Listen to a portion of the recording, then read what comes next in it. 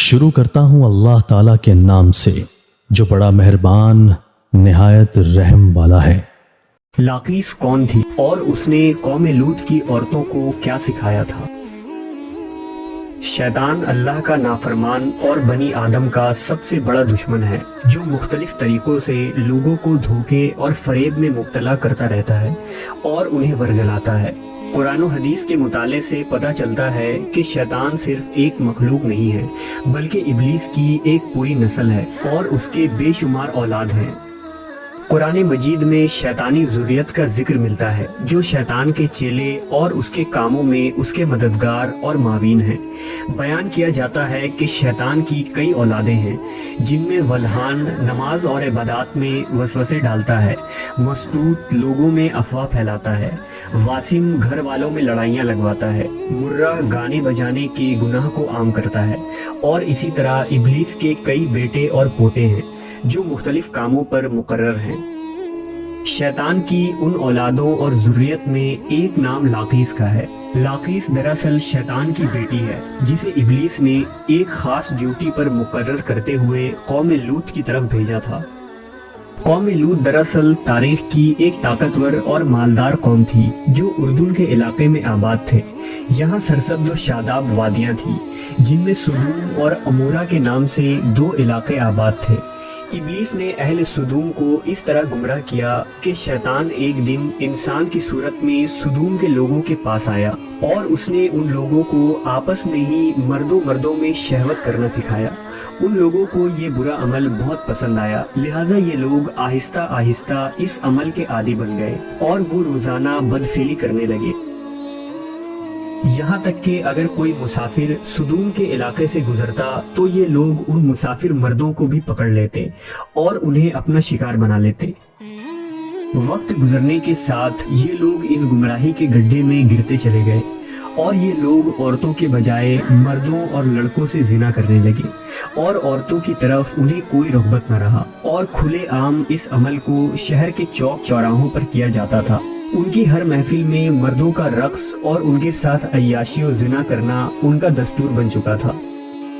اللہ نے ان کی طرف اپنے بندے اور نبی حضرت لوط علیہ السلام کو بھیجا جنہوں نے اہل سدوم کو اس گندے عمل سے توبہ کرنے کو کہا اور فرمایا، کیا تم لوگ وہ بے حیائی کرتے ہو جو تم سے پہلے اس زمین پر کسی نے نہیں کیا ہے؟ تم مردوں کے پاس جا کر اپنی خواہش پوری کرتے ہو اور اپنی عورتوں کو چھوڑ دیتے ہو، تم لوگ حد سے گزر چکے ہو۔ لیکن قوم لوط پر ان واعظ و نصیحت کا کوئی اثر نہ ہوا، بلکہ وہ الٹا لوط علیہ السلام کے خلاف ہو گئے اور انہیں مجبور کرنے لگے کہ تم اتنے ہی نیک اور پاک ہو تو اس بستی سے نکل جاؤ۔ بہرحال جب قوم لوط کے مردوں نے اپنی عورتوں سے قربت کرنا اور ان سے اپنی خواہش پوری کرنا چھوڑ دیا تو ابلیس کے لیے یہ ایک سنہرا موقع تھا کہ وہ اس قوم میں ایک اور نئے گناہ کی ابتدا کرے۔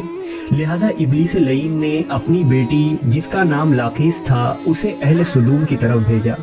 لاقیس جنات اور شیاطین میں سب سے زیادہ حسین و جمیل اور خوبصورت تھی۔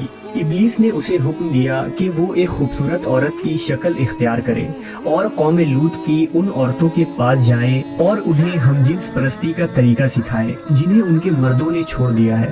لہذا لاقیس ایک خوبصورت عورت کی صورت میں ان عورتوں کے پاس آئی اور ان کے پاس آ کر کہنے لگی، میں تباہ و برباد ہو گئی کہ میرا شوہر مجھے چھوڑ کر ایک نوجوان مرد کے ساتھ بدفعلی کرتا ہے، لہٰذا اب میری جوانی اور میرا حسن سب کچھ تباہ و برباد ہو گیا اور سب یوں ہی رائے گا چلا جائے گا۔ یہ سن کر قوم لوط کی دیگر عورتیں بھی واویلا کرنے لگی اور اپنے شوہروں کو برا بھلا کہنے لگی۔ پھر لاقیس نے ان عورتوں سے کہا، ہم بھی ان مردوں سے بے نیاز ہو جائیں گے اور ان کی طرف رغبت نہ کریں گے جس طرح سے وہ ہم سے بے نیاز ہو چکے ہیں۔ ہم سب کو ان مردوں کی کوئی ضرورت نہیں، ہم اپنی خواہشات کو آپس میں ہی پورا کر سکتے ہیں۔ اس پر ان عورتوں نے لاقیس سے پوچھا کہ وہ کیسے، لہذا لاقیس قوم لوط کی ایک رئیس اور خوبصورت عورت کے پاس آئی اور اس کے ساتھ بدفعلی کی اور ان عورتوں کو عورتوں سے ہم جنس پرستی کا شیطانی طریقہ سکھایا۔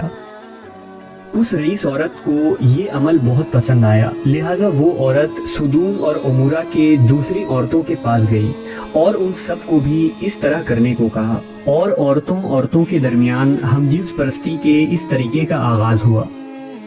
जब उन मर्दों ने देखा कि औरतें औरतों के साथ ही अपनी शहवत को पूरी कर रही हैं, तो उन मर्दों ने अपनी औरतों को इस बदफेली से मना नहीं किया।